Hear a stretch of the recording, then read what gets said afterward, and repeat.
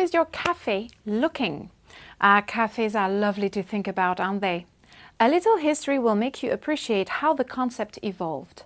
Humans have been gathering at cafes for the past 500 years. The first documented cafes opened in Serbia in the 1500s and moved to Venice, Vienna and Paris in the 1600s. They were typically small and unwelcoming places where people could drink coffee quickly, then leave.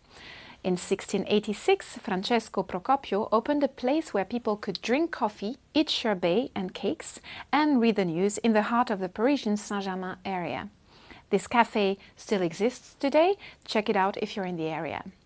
What is most remarkable, though, is that since 1686, not much has changed in cafes, whether in France or in other countries.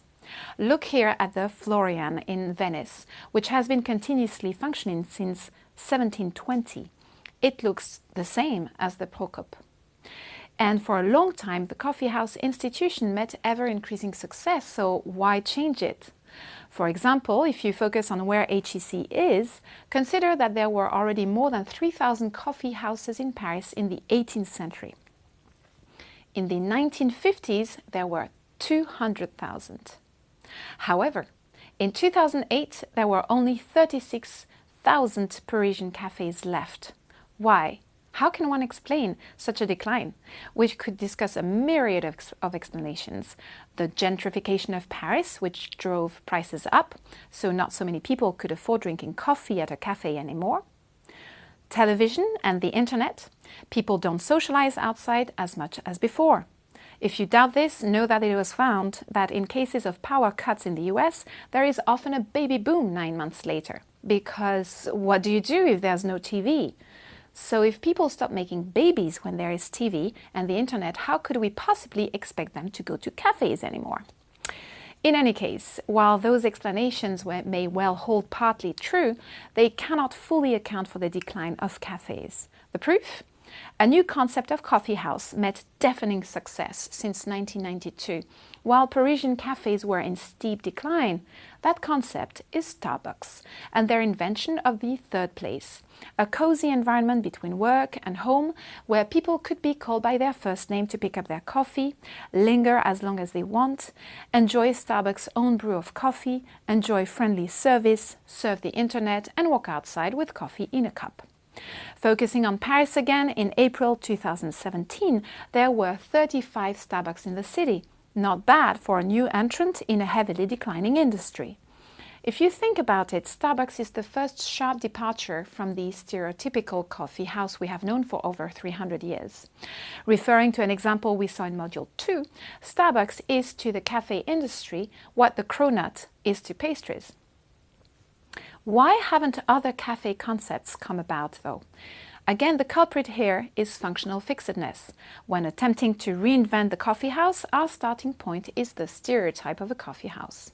Today, there are two main stereotypes: the European-style cafe, which you see everywhere in Paris, and Starbucks, the concept of which has been copied several times already. For example, by Peet's Coffee or Think Coffee in the US, or Columbus Cafe in France. And that's it. So when thinking in free form about reinventing the coffee house, you probably started out picturing those well-known concepts. And from there, you threw yourself out there in the infinitude of new things you can add to the stereotype to make it new. In other words, you probably proceeded by trial and error. Let's see how you did. During the 30 minutes that you were thinking of this new coffee house, do you feel that you had many or only a few ideas? Whenever I've had people do this exercise, they have had many ideas. First, you are normally familiar with coffee houses, so you have an opinion about coffee houses and even more opinions on how to improve what you know. Most importantly, when probing for fresh ideas, you typically start from the stereotype. And you try something on top to see whether it could be interesting. So a flurry of ideas seem to come up and you feel creative because of it. Here are a few that I've heard in the beginning of the process. A coffee house with cleaner bathrooms. A coffee house with friendlier staff. A coffee house open 24/7. These ideas are sweet, but hopefully you understand that they are marginally new at best, if new at all. Then, still using trial and error, you start pushing yourself for more divergent insights. A chain of coffee houses for young parents with room for strollers and baby-friendly staff. A coffee house with cats so you can have coffee and relax by petting your favorite pet for people who like cats and are not allergic. A coffee house where you can pay for the time that you stay rather than pay for the drink. These are all valid ideas. Actually, they do exist as individual coffee houses, and many of these ideas for which you just add something new to the untouched stereotype come up in the discussion. In fact, Starbucks had the idea of centralizing all these ideas on their platform, mystarbucksideas.com. Out of more than 200,000 suggestions posted on the platform, less than 1% of those suggestions have been implemented. Still, that is 2,000 ideas that the company has considered, you might say. But those ideas are also typically not reinventing the coffee house concept. Rather, they each marginally improve the satisfaction of some customers. To illustrate, Starbucks added almond milk to its menu of lattes in the summer of 2016, an alternative to milk demanded by some of its customers on their idea platform. This is great customer listening and customer retention management, so there is definitely value in operating such a platform.